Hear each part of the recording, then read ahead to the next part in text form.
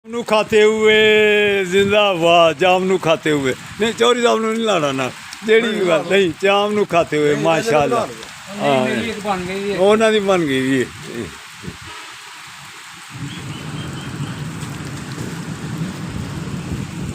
साहब जनाब जामनू खा रहे हैं जामनू खाते हुए साथ बारिश में नहा अगर रहे हैं। आपने भी जामनू खाने हैं तो पार्क में तशरीफ ले आए।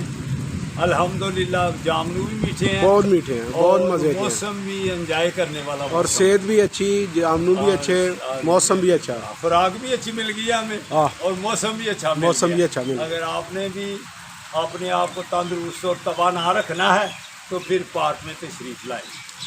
अल्लाह हाफिज़, अल्लाह हाफिज़। जरूर साहब ਤੁਹਾਡਾ ਅਸੀਂ ਖਾਏ ਆ ਮੇਰੇ ਹਾਂਜੀ ਆ ਤੁਹਾਡੇ लो जी सब बंद करो। अल्लाह हाफिज़। ਅੱਲਾਹ ਹਾਫਿਜ਼, ਅੱਲਾਹ ਹਾਫਿਜ਼। ਬੰਦ ਜੀ ਇਹ ਹੁਣ ਕਰਨੀ बंद करो।